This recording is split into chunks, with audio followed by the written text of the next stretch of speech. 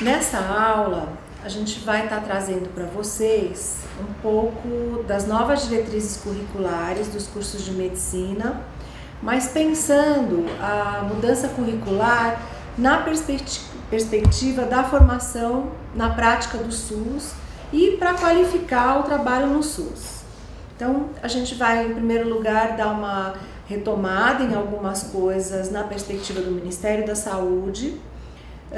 Depois a gente vai pensar algumas questões gerais da política de mudança das graduações e depois nós vamos entrar propriamente nas diretrizes curriculares de 2014 e, por fim, trazer algumas contribuições que o Ministério da Saúde já vem pautando, fomentando no sentido de apoiar a mudança das graduações na saúde.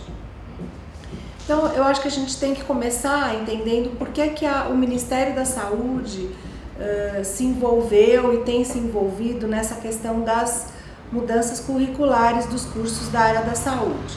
Então, nós temos que lembrar que na Constituição Federal de 1988, no artigo 200, inciso 3, se estabelece que ao SUS compete ordenar a formação de recursos humanos na área da saúde. E a própria Lei Orgânica da Saúde de 1990, na Lei 8080, ela também vai comentar sobre essa questão de que cabe ao SUS participação na formulação e na execução da política de formação e desenvolvimento dos recursos humanos para a saúde. Em 2003, com uma nova perspectiva do Ministério da Saúde, na verdade com um novo governo, a criação da SEGETS, que é a Secretaria de Gestão do Trabalho e da Educação na Saúde. E com a criação dessa secretaria também se traz uma nova perspectiva para se pensar a educação, o trabalho, o desenvolvimento do trabalho e da educação para o SUS. E, como uma grande perspectiva, se começa a discutir caminhos para o trabalho com a educação permanente em saúde. Claro que isso já vinha acontecendo, mas com a criação da secretaria, na verdade, a gente cria um novo momento e dá uma força maior para a questão da perspectiva da educação permanente para os trabalhadores e também para a gente poder pensar um modelo de formação de graduação que desse maior sustentabilidade à qualificação do SUS. Em termos de alguns desafios que a SEGETS passa então a trabalhar, ela tem uma perspectiva de se pensar, né? Quer dizer, como é que a gente vai garantir um acesso com qualidade e em tempo oportuno a todos os cidadãos brasileiros. Uma outra coisa é como é que a gente pensa uma formação que vá produzir a integralidade da atenção e do cuidado na saúde. E uma terceira questão, mais relacionada com o provimento, né, é pensar como é que a gente tem que ter profissionais suficientes, qualificados em todas as regiões do país para dar um atendimento de acordo com as necessidades de saúde da população. O que a gente vai estar pensando nessa reestruturação é também levar em conta que nós precisamos reorganizar o SUS para enfrentar os novos desafios da saúde. E nesse desenho de reorganização do SUS, uma questão importante que a gente pensa, então, seria a questão das redes de atenção. Quando eu penso as redes de atenção, então eu deveria pensar de forma muito articulada as mudanças na graduação, a formação de especialistas, a formação técnico-profissional, a educação permanente e o provimento, que são todas as questões que a SEGETS vem trabalhando. E como grande eixo da política, a gente teria a ideia de uma formação no qual o sistema de saúde é o espaço da formação, a educação permanente como um grande eixo transversal e a questão da regulação da formação profissional e do provimento. Bem, algumas questões para a gente pensar as mudanças nas graduações da saúde. Então, que questões seriam essas? Então, eu preciso pensar a formação por meio da prática, então por meio da formação em serviço, pensar que nessa questão das redes, então eu preciso diversificar os pontos, os locais onde vai acontecer essa formação pelo trabalho, articular toda a ação hospitalar com toda a rede de cuidados do sistema de saúde, envolver os gestores da saúde, CONAS, CONASEMS, os estudantes, os órgãos de gestão da educação, Conselho Nacional de Educação, CAPES, o controle social no SUS, Conselho Nacional de Saúde, na condução da política nacional. E também pensar e repensar sistemas de avaliação do ensino que tenham um compromisso com a institucionalização do SUS e com o ensino no SUS. E ainda, para pensar essa mudança nas graduações, eu tenho que levar em conta que eu preciso trabalhar com a formação dos professores. E nessa reestruturação da formação, na verdade, a nossa centralidade maior seria pensando a formação na atenção básica em saúde.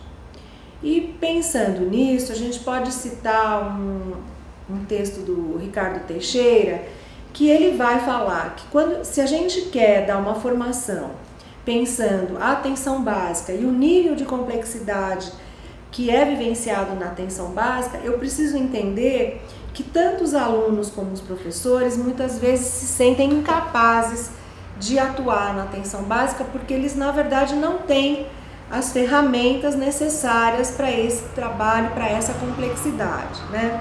O Ricardo nos coloca que a expressão do sentimento de impotência do aluno, e eu diria também que dos professores, diante dos problemas dos pacientes, sobretudo os problemas sociais, requer reconhecer a singularidade da prática na atenção básica.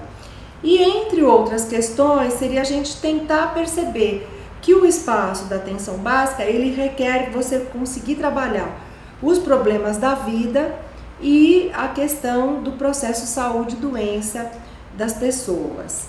E isso, quando eu tenho que trabalhar essa questão da vida, onde a vida acontece, e a questão do adoecer, nos leva a ter a questão da determinação social, que em geral é um espaço muito ausente na formação centrada no hospital, tá?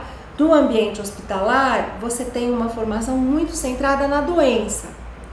E no cotidiano do trabalho dos profissionais da atenção primária, eu preciso reconhecer essa dimensão singular do cuidado.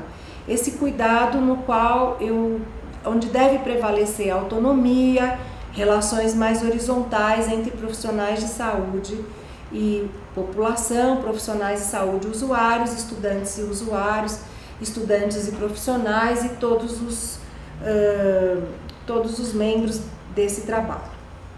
Então, quando a gente pensa essa formação, na verdade a gente vai valorizar muito a formação em redes de atenção e pensando as redes de atenção e produção do cuidado como um espaço onde a gente vai realmente também abrir maior diálogo entre gestão e trabalhadores e pensando que eu vou criar novos pactos, criar novas relações, estruturas para que elas aconteçam de forma adequada. Aqui no curso a gente vai estar trabalhando com todas as graduações de saúde. Então a gente queria passar algumas questões voltadas a pensar hoje o ensino universitário na saúde no nosso país. Então eu acho que a gente tem que levar em conta, em primeiro lugar, que a gente tem uma grande ampliação, tá, do número de escolas para todas as profissões da saúde, né? E particularmente eu acho que a área que mais cresce é a área da enfermagem, mas a gente também tem essa dimensão clara de que a realidade que a gente tinha por volta de 2000 é muito diferente da realidade que a gente tem em 2010 e que a gente tem em 2015. E a gente tem que reconhecer então essa grande ampliação do número de escolas, de universidades públicas e privadas. Quando a gente pensa nas públicas e privadas, a gente vai ver então que há realmente um grande incremento tanto do número de abertura de escolas públicas e também o número de abertura de escolas privadas, né? Se eu penso um pouco nas federais, então eu tenho que entender todo o processo que a gente tem no momento do Reúne, né? E em que há também uma ampliação muito importante já a partir de 2005 em relação ao número de cursos da área da saúde das universidades federais. Aqui eu trago como um exemplo a ampliação dos cursos de psicologia. Então a gente pode perceber que a gente tem a abertura nesse período de 2005, 2006, 2007 para cá, de mais de 1.075 novas vagas distribuídas por todo o país e inclusive incluindo um pouco a perspectiva de abertura de escolas em locais mais longínquos, em locais mais distantes das capitais. Bem, quando eu penso essa expansão do ensino superior, eu tenho que estar trabalhando, e acho que isso é muito importante para a gente estar trabalhando nesse curso, quem é esse nosso aluno, né? Em termos de classe social, gênero, faixa etária, procedência geográfica, e pensar também a perspectiva de que a gente deveria, em abrindo escolas, campos, em locais distantes, de certa maneira privilegiar a entrada de estudantes daquelas regiões, né, na perspectiva de desenvolvimento regional e de que a gente consiga pensar que esses estudantes que lá estão estudando permaneçam naqueles locais depois como profissionais de saúde. Bom, e pensando em algumas tensões e questões ainda nas mudanças das graduações, a gente teria que lembrar, né, que o nosso papel é um papel para todas as profissões de saúde de cuidador, tá? E como nos diz o Camargo e Lopes, né, o universo do cuidar é muito mais abrangente do que o do curar. A gente pode não curar sempre, mas a gente sempre deve cuidar e diminuir o sofrimento. E também o Moacir Scliar traz um texto muito interessante que ele vai dizer que essa troca do cuidar, ele na verdade é um momento de benefício para todos. Ao mesmo tempo que o paciente está sendo cuidado pelos profissionais de saúde, os profissionais de saúde com certeza estão aprendendo muito com os pacientes, com as famílias e com a comunidade. E também a gente tem que levar em conta a questão da dimensão ética dessa relação. E aí a gente coloca duas questões. Será que os profissionais buscam favorecer a autonomia dos pacientes, das famílias e das comunidades? Ou será que os profissionais vêm trabalhando muito mais no sentido de criar dependência para os pacientes, para as famílias e para as comunidades? Ou também, será que os profissionais respeitam o processo de planejamento, de decisão dos usuários, das famílias e das comunidades? Ou será que na maior parte das vezes os profissionais querem impor as suas ideias e os seus pensamentos? Bem, quando a gente tem, então, chegando mais recentemente, né, a lei dos mais médicos, a gente vai estar entendendo, né, que a partir de 2013 a gente começa a ter, a partir a lei do programa Mais Médicos, uma série de questões que vão, na verdade, provocar a mudança nos cursos de graduação em medicina, tá? E que nós temos que entender que para dar conta da lei dos mais médicos, nós vamos ter que rever e revisitar a matriz curricular e as diretrizes curriculares aprovadas em 2001. Então, nós temos nesse presente momento a aprovação e a homologação das novas diretrizes curriculares dos cursos de medicina. A gente vai tratar agora de mostrar um pouco a vocês o que é que mudaram essas diretrizes de 2014, que contribuições elas trazem, que questões elas levantam. Então, eu acho que uma coisa que é fundamental a gente entender é o que são as diretrizes curriculares, né? Então, a gente tem um movimento no país muito importante a partir do SINAEM. Eu acho que depois a gente tem que retomar um pouco essa questão, nessa aula não vai dar para a gente trabalhar isso. E todo o processo do SINAEM, que na verdade compõe, né, uma série de instituições e representações da sociedade na década de 90 vão, na verdade, influenciar muito o desenho das diretrizes curriculares nacionais para todas as profissões da saúde. E esse momento das novas diretrizes de 2001 e 2002, a gente consegue perceber que é um momento muito feliz para se pensar em diretrizes curriculares nacionais adequadas a esse desenho que a gente vem falando da formação no SUS, né? Porém, com os mais médicos, então a gente, em 2013 e 2014, vai, para o caso da medicina, buscar uma readequação dessas diretrizes, né? Eu acho que a gente pode estar pensando que se as diretrizes de 2001 demoraram um tempão para elas serem homologadas, esse processo mais recente ele foi muito mais curto, mas ele também teve participação importante da sociedade civil, do Conselho Nacional de Saúde, da DENEM, da ABEM Medicina e de outros atores. Enquanto o projeto para essas novas diretrizes, a gente deve dizer que a gente vai estar trabalhando nas diretrizes 3 eixos e a partir desses 3 eixos a gente desenvolve todo um contexto e uma fundamentação para as diretrizes. Os 3 eixos são atenção à saúde, gestão em saúde e educação na saúde, tá? Todo o processo formativo dos médicos, tá? E do trabalho dos docentes e dos profissionais da saúde envolvidos com a formação na graduação estarão trabalhando dentro dessa perspectiva desses 3 grandes eixos.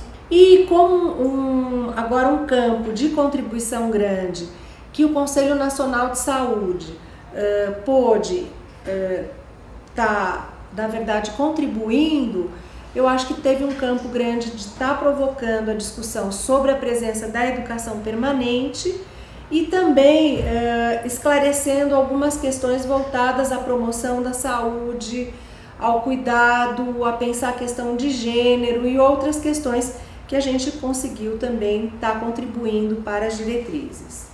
Bem, algumas ideias-força da mudança das diretrizes curriculares. Então, na verdade, a gente deveria levar em conta que a gente mantém os avanços das diretrizes de 2001, a gente incorpora conceitos novos como uma grande área de competência, competência e domínios de competência, fortalece o ensino em áreas estratégicas como atenção básica, urgência, emergência e saúde mental, especialmente pensando no período do internato, e dá uma centralidade para o ensino na atenção básica, né? E aí se pensando esse ensino na atenção básica a partir da medicina de família e comunidade. Uma outra questão que a gente valoriza como também uma ideia-força é a ideia de programas de aperfeiçoamento, formação para os professores no interior dos cursos, para os preceptores também, e a questão de se pensar um modelo que hoje tem sido chamado e que deve até o fim do ano já estar mais estabelecido, uma ideia de que existam contratos organizativos, uma ideia de COAPs, né? Contratos organizativos de ação pública e ensino saúde, que vão, de certa maneira, trabalhar como norteadores dessa integração ensino-serviço. E um outro ponto que a gente chama atenção são as avaliações progressivas para o estudante, com uma ideia de que o estudante, sob responsabilidade dos sinais, vivencie a teste de progresso durante o seu curso de formação. Uma outra questão é a gente trazer alguns temas que talvez eles não estavam tão pautados nas diretrizes de 2001, como a questão da segurança do paciente, do cuidado centrado na pessoa, na família, na comunidade, a questão que também é muito valorizada do trabalho interprofissional, do trabalho em equipe, provocar nas graduações para que os estudantes tenham durante a graduação uma experiência de interprofissionalidade e também a questão da diversidade na garantia dos direitos sociais. E uma outra coisa que já nessas diretrizes aparece com uma ideia força maior é justamente a articulação da graduação médica, e aí a gente pode estender isso para as outras graduações, com a residência, seja com a residência médica, seja com a residência multiprofissional. Bem, quando a gente olha as diretrizes de 2001 e as diretrizes de 2014, a gente pode fazer algum tipo de correspondência e estar olhando nos seus capítulos e pensando o que mudou, quais as principais questões que vão diferenciar um texto do outro. Então eu acho que a gente começa pensando logo no perfil do egresso, do profissional, a gente não vai perceber uma grande diferença. O que aparece como alguma coisa no texto que eu penso que amplia é a ideia de uma transversalidade na prática e uma ênfase na determinação social. Então, em termos de perfil de egresso, a gente mantém as diretrizes anteriores e amplia a questão voltada para essa formação transversal na prática. Quanto às áreas de conhecimento, habilidades e competência, também é mantido o texto básico de 2001, mas há alguns acréscimos. A gente pode estar, na verdade, pautando mais numa questão de tentar trabalhar de forma mais integrada a atenção à saúde, à gestão e à educação. E aí, em cada uma dessas áreas, a gente vai ver que tem algumas questões enquanto conteúdos e práticas que são ampliadas.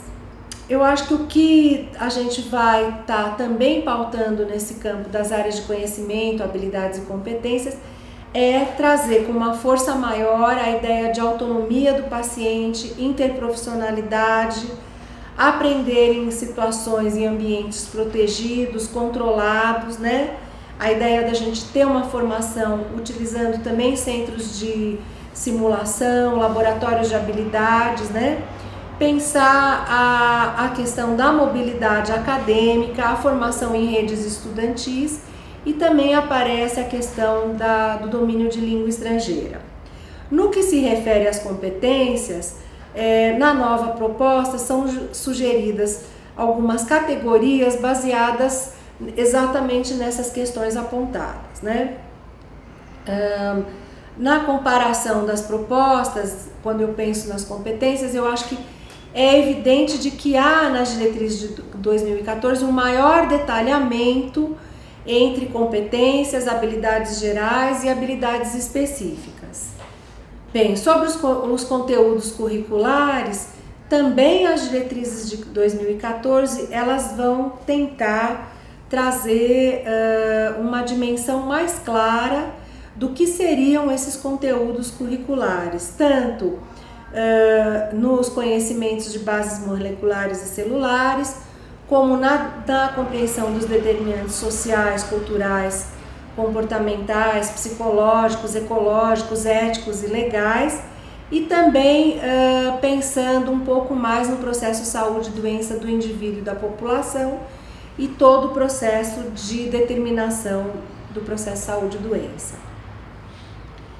E aí também aparecem, eu acho que como algumas novidades, talvez uma valorização maior da promoção da saúde em diferentes dimensões, mas no restante do texto a gente vai ver que há uma correspondência bastante presente e se, na verdade, amplia um pouco mais o campo dos conteúdos.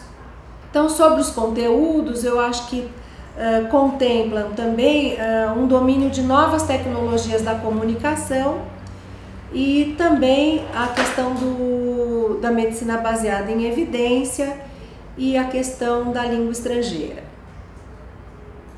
Bem, no internato, então a gente, como já colocou, tem algumas mudanças marcantes e as principais que eu abordo, e depois a gente também pode estar vendo, lendo o texto, olhando com calma, que é essa questão de ter um internato com uma maior carga horária e uma centralidade na atenção básica e na urgência e emergência.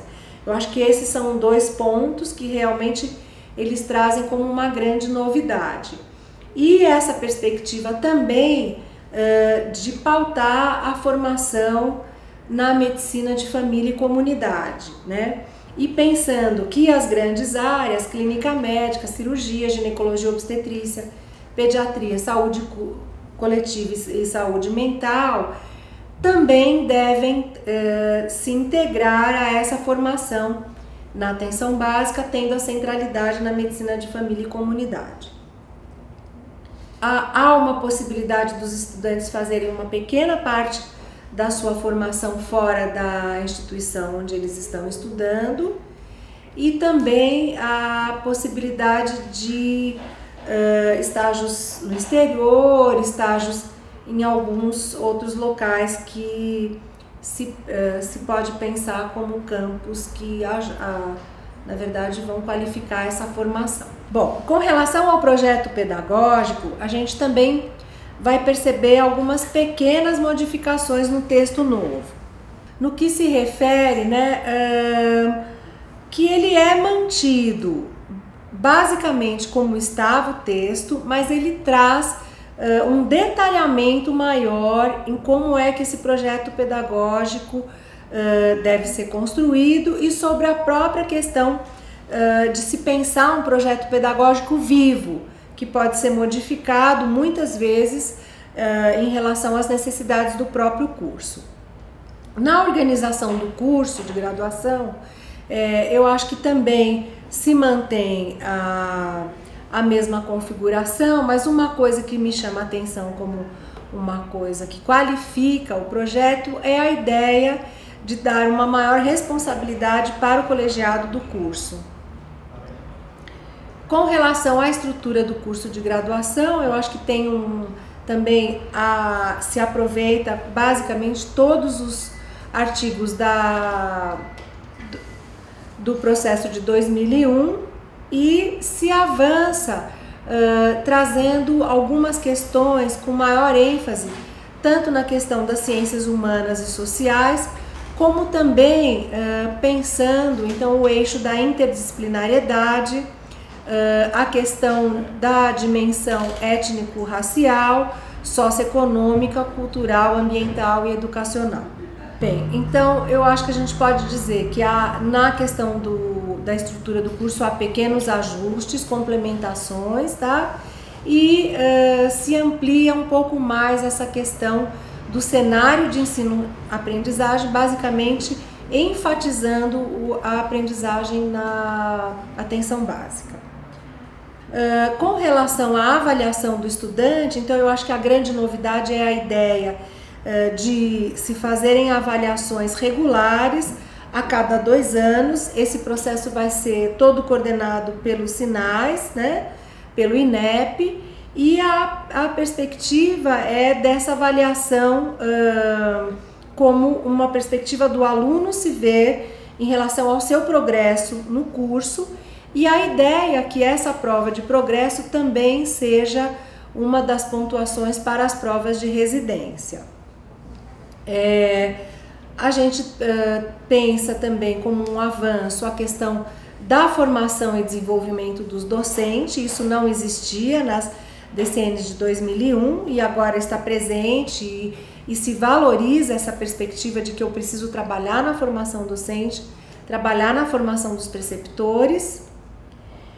E também a questão da definição desses indicadores de avaliação do próprio curso, né? Então, não só mudar a avaliação do estudante, como também pensar uma nova dimensão para a avaliação dos cursos. A outra questão que a gente já abordou é a ideia do contrato organizativo da ação pública e ensino-saúde, que serão contratos, na verdade, assumidos entre as instituições de ensino superior e as prefeituras e as regionais e os estados em cada uma das situações das escolas médicas. Eu acho que basicamente o que a gente queria estar trazendo em termos das questões que inovam as diretrizes de 2014 são estas as questões. Eu acho que agora a gente tem que ter um trabalho de leitura para estar reconhecendo e compreendendo essas questões com maior profundidade e trazer para vocês que algumas dessas questões a gente já vem trabalhando no Ministério da Saúde para, na verdade, fomentar essas mudanças, apoiar não só os cursos de medicina, mas os 14 cursos e agora 15, porque a gente também incluiu a graduação em saúde coletiva. Bem, para finalizar, eu acho que a gente deveria só estar pontuando com vocês algumas ações que o Ministério da Saúde já vem executando para apoiar, fomentar essas mudanças nas graduações da saúde. Então, eu gostaria de pontuar como programas atuais que a gente vem desenvolvendo o Pró-Saúde, o PET Saúde e o Pró-Internato, né? O Pró-Saúde, ele está mais voltado para realmente fomentar a mudança curricular nas graduações, né? E também para contribuir e estimular que as escolas saiam de um ensino extremamente hospitalocêntrico e pensem em uma formação nas redes de atenção. O PET Saúde, ele já tem uma perspectiva mais de pensar a formação do estudante pelo trabalho e também incluir nessa formação do estudante o profissional da rede, né, que a gente tem chamado de preceptor. Então, já o PET Saúde, ele está mais voltado para uma perspectiva de pensar a formação nas graduações pelo trabalho. Então, ele trabalha com grupos e, na verdade, uma grande valorização do trabalho do profissional da rede, né, como alguém que vai atuar na formação dos nossos estudantes. E a gente vai trabalhar no PET Saúde essa questão da pesquisa, ensino e extensão de forma conjunta.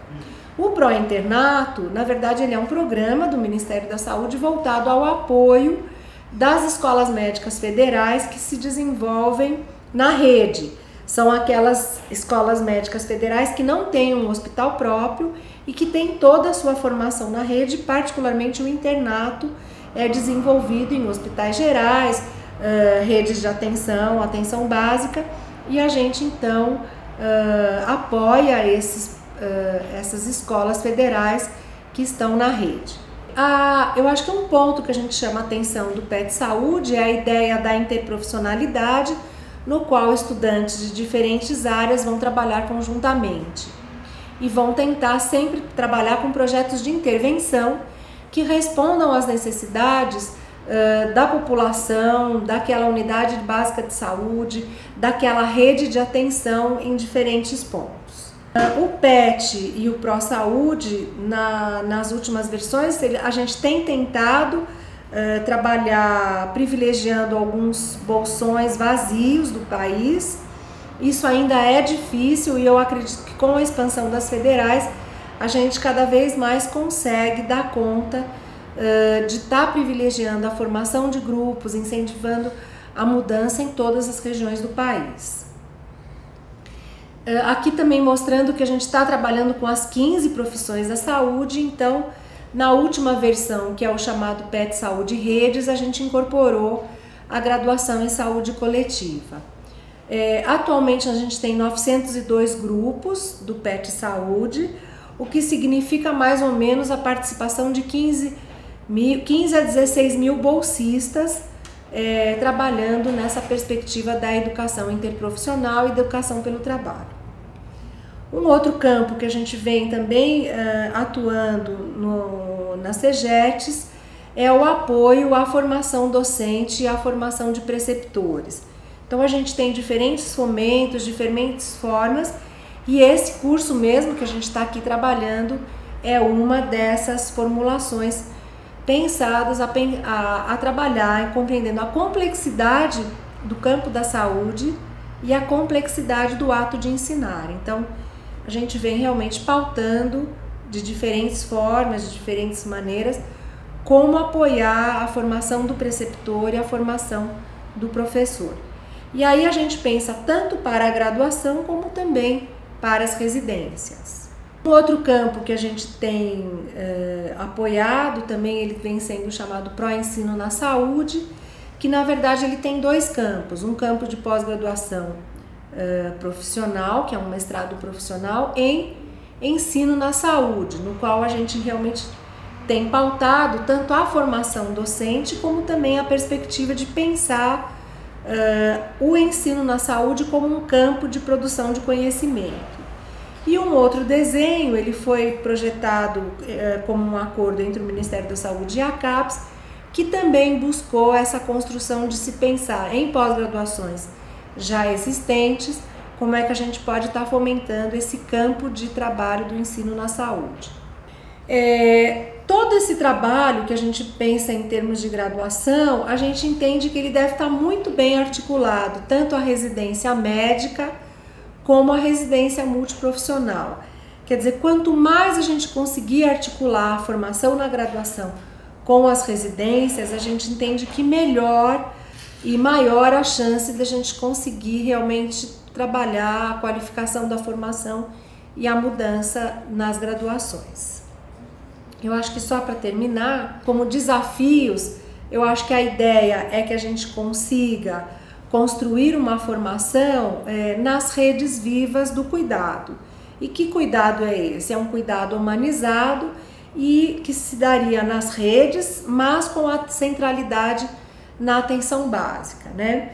E que a gente tem nesse processo todo a perspectiva de atuar na potência desse encontro entre estudantes, professores, profissionais, sujeitos, usuários, famílias e comunidades. Eu acho que é isso. Muito obrigada.